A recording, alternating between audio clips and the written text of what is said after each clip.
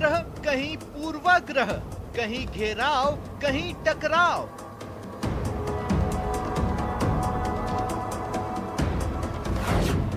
मांग मनमानी वर्सेस मनमानी।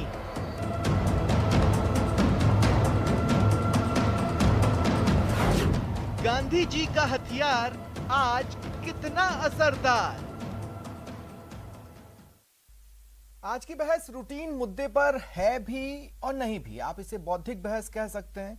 कई लोग ऐसी बहसों को बोरिंग मानते हैं, पर ऐसी बहस मौजूद भी होती है और जरूरी भी। स्वागत है आप सभी का। आपके साथ मैं हूं स्वप्निल। हमारे देश में आंदोलनों का स्वर्णिम इतिहास रहा है। आंदोलन की ताकत को हमसे बेहतर शायद ही कोई जानता हो। आखिर वो गांधी जी का दिया गया अजर अमर गांधीवाद का रास्ता ही था जिस पर देश चला, तो उस साम्राज्य का सूरज भी आखिरकार डूबा जो अस्त नहीं होता था। देश में हर रोज कहीं ना कहीं किसी न किसी मुद्दे पर आंदोलन होते रहते हैं। कुछ अंजाम को पाते हैं, कुछ यूं ही दम तोड़ देते हैं। प्रदेश में ढेरों आंदोलन चलते रहते हैं अलग अलग तरीकों से। इसमें से कुछ का गांधीवादी न होना उनके मंजिल तक न पहुंचने का कारण है, या गांधीवादी हथियार आज उतना धारदार नहीं रहा कि सत्ता को मानने पर मजबूर कर सके। आज इसी पर बात।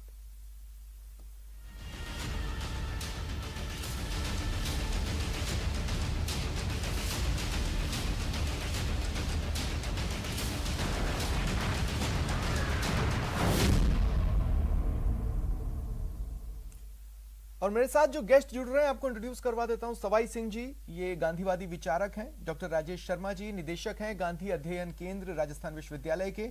और अवधेश आकोदिया, वरिष्ठ पत्रकार हैं। आप सभी का स्वागत है न्यूज 18 राजस्थान पर। सवाई सिंह जी, आपसे शुरुआत करना चाहता हूं। और शुरुआत में मैं ये कहना चाहता हूं कि देखिए, एक मूवी आई थी जिसमें गांधी जी को एक नए चश्मे से दिखाने की कोशिश की गई। नाम था लगे रहो मुन्ना भाई। उसमें एक पर्टिकुलर सीन था, संजय दत्त को गार्ड थप्पड़ मारता है, संजय दत्त खा लेता है, दूसरा गाल आगे करता है, गार्ड दूसरा थप्पड़ मार देता है, और फिर संजय दत्त कहता है कि गांधी जी ने इसके बाद नहीं कहा था, और वो अटैक पर चला जाता है। क्या ये आज की वस्तु स्थिति है? देखिए, फिल्मों में तो अपने तरीके से कोई भी बात दिखाई जाती है, लेकिन गांधी जी का हथियार सत्याग्रह पहले भी कारगर था, आज भी है और कल भी रहेगा। ये सत्याग्रह नैतिक शक्ति का हथियार बड़ा है, क्योंकि आज ये सोचें कि नैतिक शक्ति खत्म हो चुकी है, ऐसी बात नहीं है। आप देखेंगे बहुत सारे साथी मुन्ना भाई की शैली में आप जो फरमा रहे हैं, उदाहरण देते हैं, लेकिन ऐसी बात नहीं है। आज भी लोक शक्ति खड़ी होती है, अहिंसक लोक शक्ति, तो लोगों को मानना, सत्ताओं को मानना पड़ता है, मानना पड़ेगा। आज 10 महीने से किसान बैठे हुए हैं, और वो किसान हैं जो कि अलग अलग धाराओं से आए हुए हैं, लेकिन गांधी जी के इस अहिंसक रास्ते पर एक ना एक दिन केंद्र में बैठी हुई सरकार को उनकी बात को मानना ही होगा। लगभग 700 किसान शहीद हो चुके हैं। सवाई सिंह जी, देखिए, फिर मेरा दूसरा जो डाउट बनता है वो इस बात पर बनता है कि अब जैसे बेरोजगारी का मुद्दा है, साल भर आंदोलन चलते हैं, हमारे प्रदेश में ही चलते हैं, तरीकों से चलते हैं, पर बेरोजगारी दूर नहीं होती। महंगाई पर साल भर चलते हैं, तरीकों से चलते हैं, महंगाई दूर नहीं होती। तो कहाँ कमी रह जा रही है? मतलब क्या डिफरेंस है? जी, आप सही फरमा रहे हैं। एक तो जिस तरह से बेरोजगारी का मुद्दा है, सरकार आज की व्यवस्था में बेरोजगारी का समाधान चाहेगी तो शायद नहीं कर पाएगी। गांधी जी ने रास्ता बताया, हर हाथ को काम, उसके लिए आर्थिक नीति बताई, विकेंद्रित अर्थव्यवस्था। आज केंद्रित उद्योगों को सरकारें अपनाएं, सारी व्यवस्था कॉरपोरेट्स को दे दें, तो उससे रोजगार मिलने वाले नहीं है। रोजगार तो मिलेंगे जब हर घर में रोजगार पैदा किया जाए, ऐसे अवसर मिले। आज मैं कहूं कि आपसे निवेदन करूं, एक ही सवाल पर, ये बेरोजगारी के सवाल पर ही निवेदन करूं कि आज कपड़ा उद्योग है, जैसे मैंने ये खादी पहन रखी है, ठीक है, कपड़ा उद्योग है, कॉरपोरेट्स की जितनी कंपनियां जो कारखाने पैदा कर रहे हैं कपड़ा उद्योग, उसको बंद कर दीजिए। हर घर में आप देखिए विकेंद्रित, भले ही छोटी मशीन का उपयोग भी करें, मैं ये नहीं कह रहा हूं कि ट्रेडिशनल चरखा ही, हर घर में छोटी मशीन का भी उपयोग करेंगे तो हर घर को रोजगार मिल जाएगा, उसके घर पर ही, गांव में ही।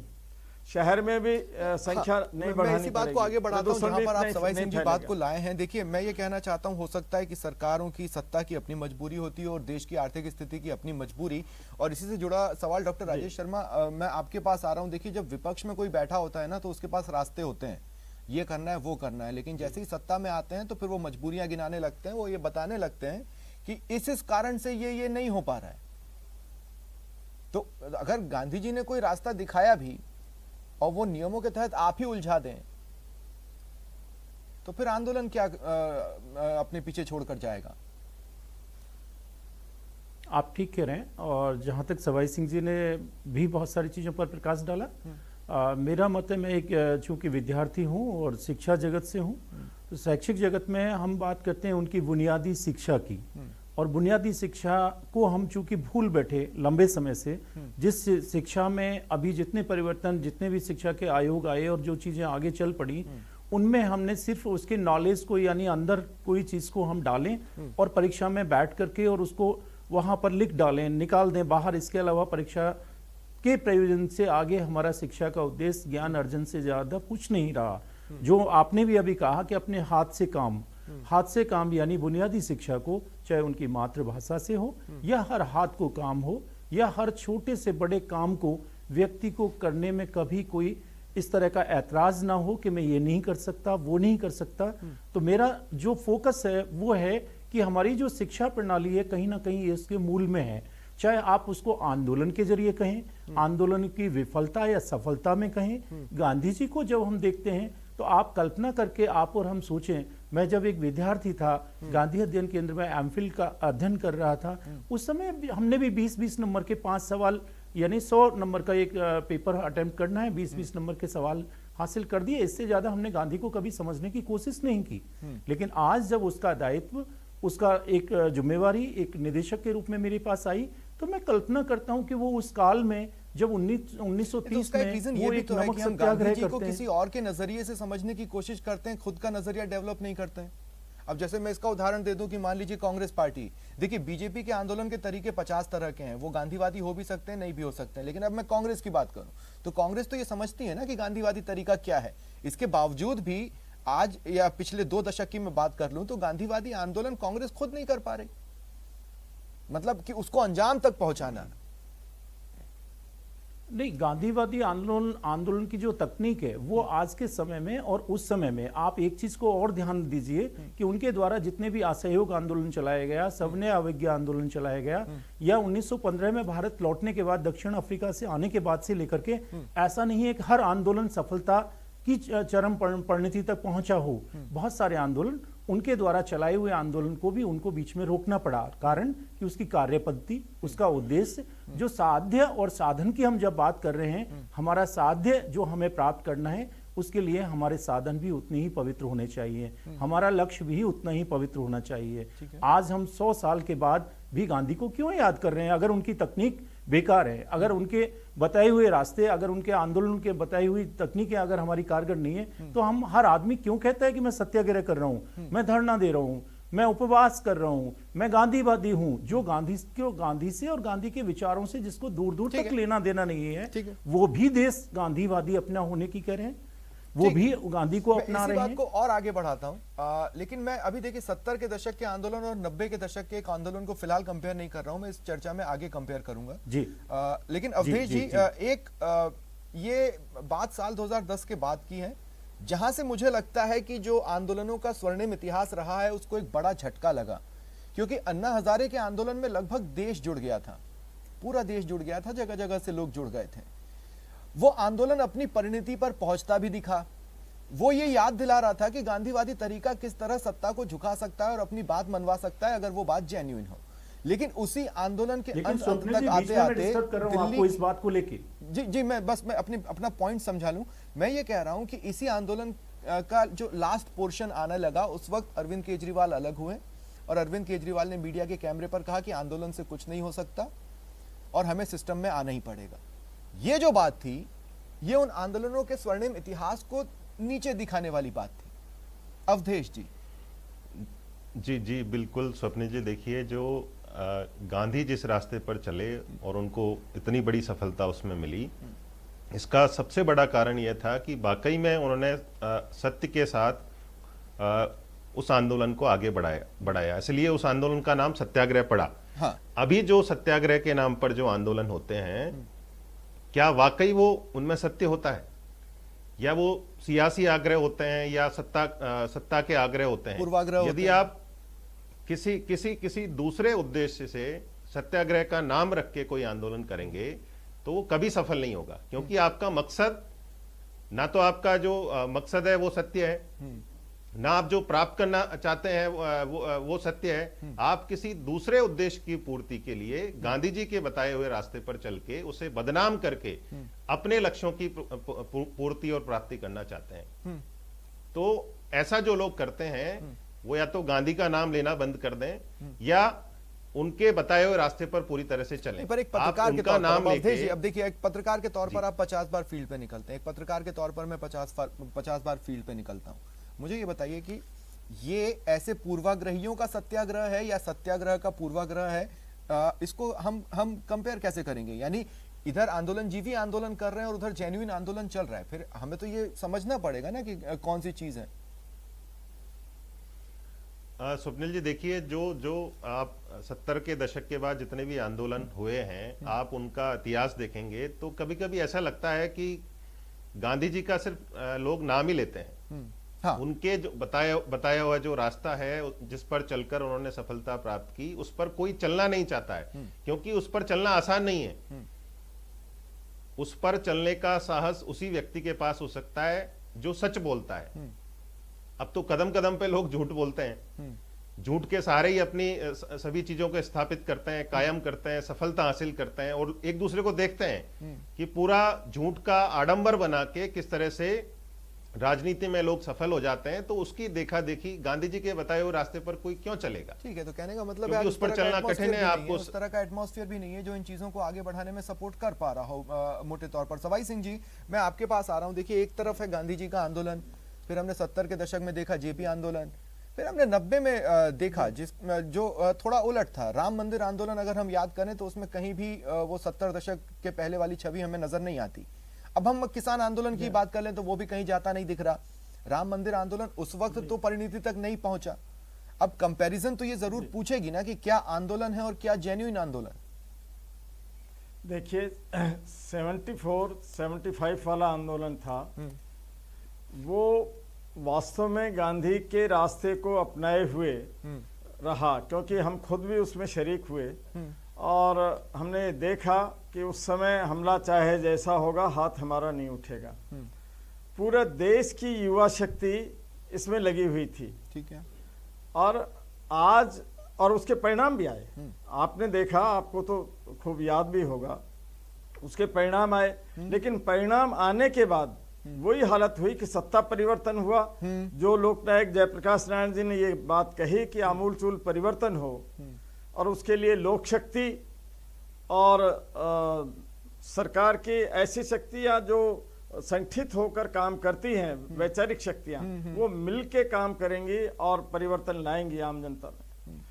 वो लोग भूलते गए और सत्ताओं ने कहा कि हम ही परिवर्तन ला देंगे, और वो अल्टीमेटली सत्ता के द्वारा परिवर्तन होता ही नहीं है।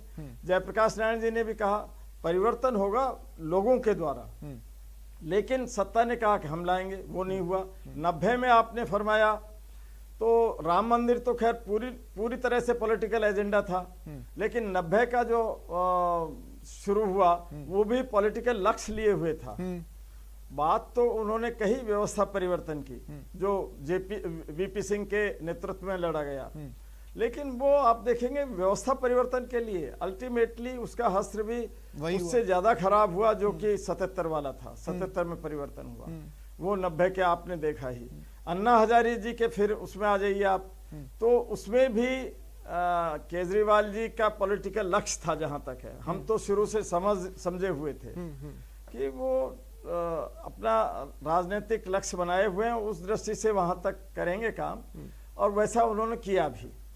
और सत्ता प्राप्त करके ठीक है कुछ राहत के कदम उन्होंने उठाए हैं। नहीं, लेकिन क्या इन लेकिन, सारे आंदोलनों की कुल पृष्ठभूमि पर मिलाकर- हमें ऐसा नहीं लगता कि देखिए पहले एक चिंगारी उठती है सवाई सिंह जी, जैसे मान लीजिए मैं डॉक्टरों की हड़ताल की भी बात कर लूं, या मैं बेरोजगारों की हड़ताल की बात कर लूं, या फिर मैं आरक्षण की मांग को लेकर समाज के विभिन्न धड़ों के आंदोलनों की मांग कर लूं, जब सुगबुगाहट उठती है तब जी। कोई ध्यान नहीं देता। उसके बाद एक बड़ा दिन आ जाता है, जी। बड़ा दिन हो सकता है उस दिन पटरी पर जाम लगा दिया, सड़कों पर गाड़ियां जला दी, जी। और एकाएक ऐसा लगता है कि नहीं सत्ता को कान तो थे, उन्होंने अपना ईयरबड निकाला और अब वो सुन रही है और सत्ता चली गई वहां तक बात करने। जी, आज ये आपने बहुत अच्छी बात कही है स्वप्निल जी। मैं ये निवेदन करूं कि सरकारें जब अहिंसक रास्तों को नहीं मानती हैं, नहीं उन पर किसी भी तरह से आती हैं, तो फिर लोग बहुत सारे ये देखते हैं कि सरकार अहिंसक रास्ते को तो सुनेगी नहीं, इसलिए हिंसक रास्ता अपनाओ। तो इसका अर्थ ये हुआ कि सरकारें खुद हिंसक रास्तों को प्रोत्साहित करती हैं। यानी अहिंसक रास्ते जो हैं अपनाए हुए जो लोग हैं उनको कभी जल्दी से नहीं मानेंगे। या आप आज तक का देख लीजिए, 50 दिन भूख हड़ताल पर रह जाएं लोग, सरकार सुनेगी नहीं, और 51वें दिन वो हिंसक हो गए तो तुरंत उनको वार्ता पर बुला लेंगे। तो ये किसका दोष किसका है? हमारी सरकारों का। हिंसा को प्रोत्साहन दिया उन्होंने, जिस दिन हिंसक हो गए तो वार्ता पे बुला लिया। जबकि बड़ी अजीब बात है, बड़ी अजीब बात है। और डॉक्टर राजेश शर्मा, आप इस बात को बेहतर तरीके से बता पाएंगे, गांधी जी जब आंदोलन किया करते थे या गांधी जी के तरीकों से जब आंदोलन हुआ करता था, ऐसी कई मांगे थी जो उसी आंदोलन के बेसिस पर अंग्रेज शासन तक से मनवा ली गई। आप देखिए भले शॉर्ट पीरियड में या थोड़ा लंबा वक्त लगा हो, लेकिन जो चाहते थे उस परिणति तक आंदोलन पहुंच जाता था, अब नहीं पहुंच पाता। लेकिन उनका उद्देश्य निश्चल था। निश्चल से तात्पर्य जो अभी आपने उदाहरण दिया अन्ना हजारे आंदोलन का, आपको और हमको याद होगा अन्ना हजारे आंदोलन में एक जन जिसको आप लोक शक्ति कह रहे हैं, अगर कोई प्रॉपर्टी डीलर है वो भी उसमें कूद रहा है, कोई गवर्नमेंट व्यवसाय में है वो भी उसमें कूद रहा है, आम व्यक्ति है, किसान है, मजदूर है, यानी हर व्यक्ति रोड पर एक फ्लैग लेके टोपी लगा के अन्ना हजारे के साथ सब लोग जुटे।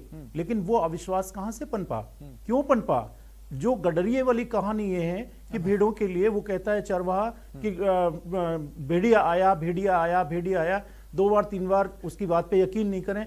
अब अगर इस तरह के आंदोलन के बाद जब आपके प्रयोजन, जो आपने स्वयं कहा कि चाहे उसमें जो भी किसी को नाम नहीं ले रहे, लेकिन प्रयोजन अन्ना हजारे का निश्चित रूप से गांधीवादी आंदोलन और उसकी रणनीति तकनीक निश्चित रूप से उन्होंने अपनाई, जिसके कारण ये पूरा हुजूम उमड़ पड़ा, पूरे देशव्यापी आंदोलन हुआ और लगा कि कहीं ना कहीं भारत के अंदर एक बड़ी बयार जो आ रही है वो बयार चली है गांधीवादी आंदोलन की, और वो आंदोलन में हम आगे बढ़ेंगे। लेकिन वो चेहरा चाहिए, लेकिन परिणाम क्या हुआ कि उसके पीछे जब हमारा मंतव्य जो मैंने लोग आ सकते हैं, तो आपके अनशन पर बैठने या मेरे अनशन पर बैठने से तो कुछ होगा नहीं।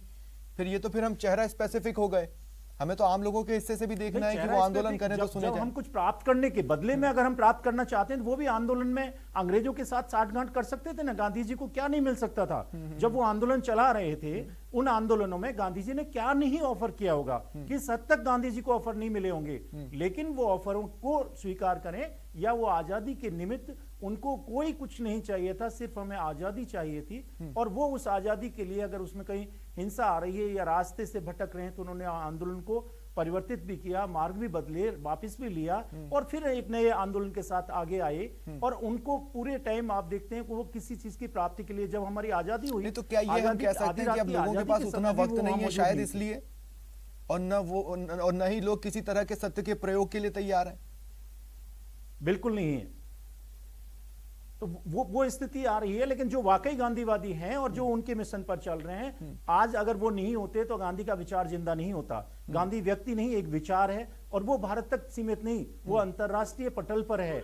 आज उसकी मांग दिन पर दिन इतनी बढ़ रही है। लेकिन लोगों ने कहीं ना कहीं तो रास्ते खोजे ना, किसी एक वक्त से तो खोजना चालू किया होगा। सवाई सिंह जी, लोगों ने जब देखिए आजादी के तुरंत बाद तो लोगों के पास उदाहरण था कि हमें ये करना है और किस तरीके से अपनी बात सुनवानी है। कहीं से तो वो चेंज आया होगा ना कि लोगों ने दूसरे तरीके अपनाने चालू किए।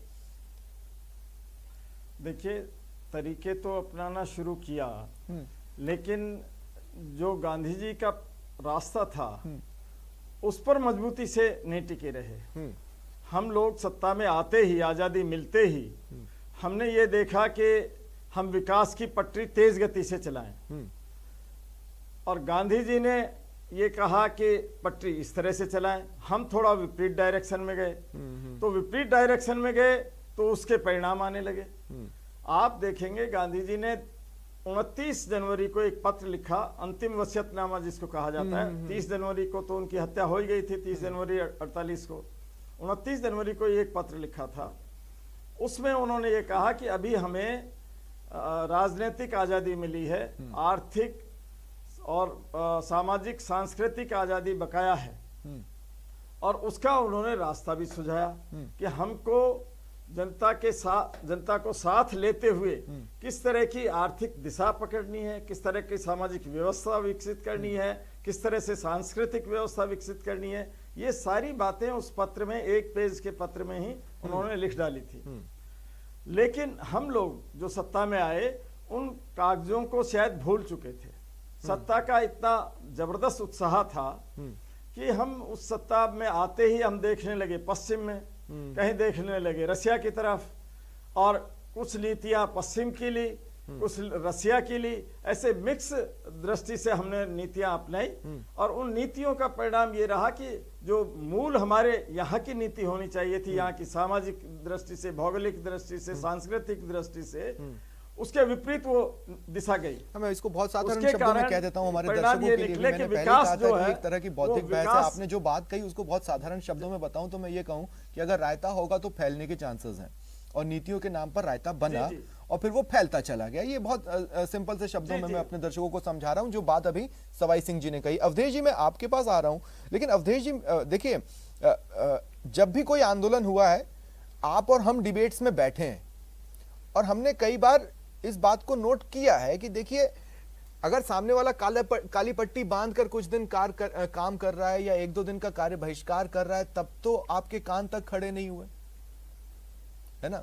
फिर उन्होंने 1 दिन का कार्य बहिष्कार किया, तब भी मामला लाइट। जब समस्त धड़ा हड़ताल पर चला गया, अब आप सांप निकलने के बाद लाठी पीट रहे हो।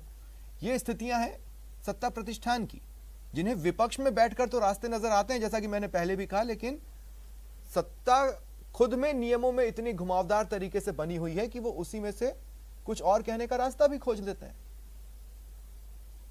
जी जी बिल्कुल स्वप्निल जी, देखिए इसके लिए जो दोनों पक्ष है ना वो जिम्मेदार हैं। गांधी की तरह आंदोलन करने वाले लोग भी अब नहीं बचे हैं जो इतना लंबा संघर्ष धैर्य के साथ कर सकें। इतना साहस उनमें नहीं है, क्योंकि वो साहस जो आता है वो सत्य के साथ आता है। लोग बहुत शॉर्ट टेम्पर्ड हैं, बहुत कम समय में कोई भी मांग मनवाना चाहते हैं।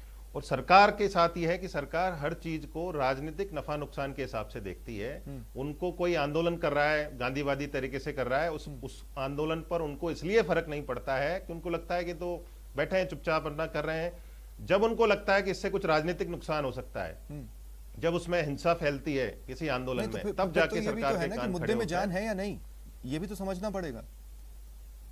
मैं यही तो कह रहा हूं ना, दोनों पक्ष जिम्मेदार हैं। आपके पास सबसे पहले कोई भी आंदोलन करने के लिए कोई वजह होनी चाहिए, कोई आपके पास मुद्दा होना चाहिए। उस मुद्दे को आप अहिंसक तरीके से, गांधीवादी तरीके से आवाज उठाते हैं, धैर्य रखते हैं, तो और सत्य के साथ जो साहस पैदा होता है, अगर मैं इसको इस तरीके से लूं कि कुछ समय अनावश्यक चीजों पर झुककर सरकार ने अगर उनकी बात को एक रास्ता दे दिया, तो उसका नुकसान ये है कि अब ये कॉमन एक फील बन गया है कि हमें इस तरह की चीजें ही करनी पड़ेंगी, तभी जल्दी सुना जाएगा। बिल्कुल, ये जो भेड़चाल बनी है दोनों के लिए, जो आंदोलन करते हैं उन लोगों के लिए भी। वो देखते हैं कि हम इस तरह का लंबा आंदोलन करेंगे, सरकार सुनेगी नहीं, सरकार पर कोई फर्क ही नहीं पड़ेगा, तो इसलिए वो तरीका अपनाया जाए जिससे सरकार के ऊपर दबाव पड़े। वो सरकार भी सोचती है कि जो लोग चुपचाप बैठे हैं उनकी क्या बात सुननी, जो लोग ज्यादा बवाल कर सकते हैं उनको बुलाइए, सुनिए, उनकी बात मानिए। ठीक है। डॉक्टर राजेश शर्मा शायद कुछ कह रहे थे बीच में। हाँ शर्मा जी बोलिए। जी, मैं तो उसी बात को कह रहा था कि जो आत्मबल गांधी जी के पास था, जो जिस तरीके से चीजें थी, जो धैर्य था, एक तो जो गांधीवादी आंदोलन है, वो गांधीवादी आंदोलन तो आमतौर पर लंबा ही इतिहास रहा है। वो उन्होंने इस बात की परवाह नहीं की कि सरकार हमारी मांग को मानेगी या नहीं मानेगी। वो जिस उद्देश्य को लेकर के चले, वो उस उद्देश्य की प्राप्ति के लिए आज हमारा लक्ष्य बदल चुका है। उस समय जब हम गाड़ियों को या किसी चीज में आग लगा रहे हैं या जला रहे हैं, सरकारी संपत्ति को नष्ट कर रहे हैं, तो उस समय हमारा उद्देश्य अंग्रेजों को भारत से बाहर भगाना था। तो आज हम सिंपली देखिए, मेरे पास 30 सेकंड बचे हैं, एक छोटी सी बात का जवाब दीजिए। एक बहुत छोटी सी बात का सवाई सिंह जी आप दे दीजिए। मैं सिर्फ इतना जानना चाहता हूं कि आज के समय में इस साल में आप कोई ऐसा आंदोलन देख रहे हैं जिसको हम कह सकें कि ये गांधीवादी तरीके से हो रहा है? बहुत कुछ है और वो किसान आंदोलन में वो झलक आती है। किसान आंदोलन 10 महीने हो चुके हैं और अहिंसक बना हुआ है, ये सबसे बड़ी बात है। देश की आजादी में भी आप देखेंगे 10 महीने लगातार कोई एक आंदोलन नहीं चला था, ठीक, जो आज हमारे आजाद देश में चला है और सरकार ने सुना भी नहीं। तो ये बहुत बड़ी धैर्य की बात है। अन्यथा बहुत से लोगों को ये लगता था किसान इतने दिन तक नहीं टिक पाएगा, बहुतों को भरोसा। देखिए वही है कि कहना मैं सरकार हम यही कहना चाहते हैं कि देखिए कचरा तो कुछ भी बेकार ही होगा, भले ही वो ज्ञान हो या तरीका हो, अगर करना है तो पूरी तरह करना है। अगर गांधीवादी तरीके से मंजिल आज भी मिल सकती है, लेकिन उसके लिए आपको गांधी को समझना भी होगा और ये भी समझना होगा कि गांधीवादी तरीका आप कितना चिपको आंदोलन को ले लें, हेमंती नंदन बहुगुणा को ले ले। जी चलिए, शुक्रिया आप तीनों का मेरे साथ जुड़ने के लिए और इस चर्चा में शामिल होने के लिए। फिलहाल इतना ही, नमस्कार।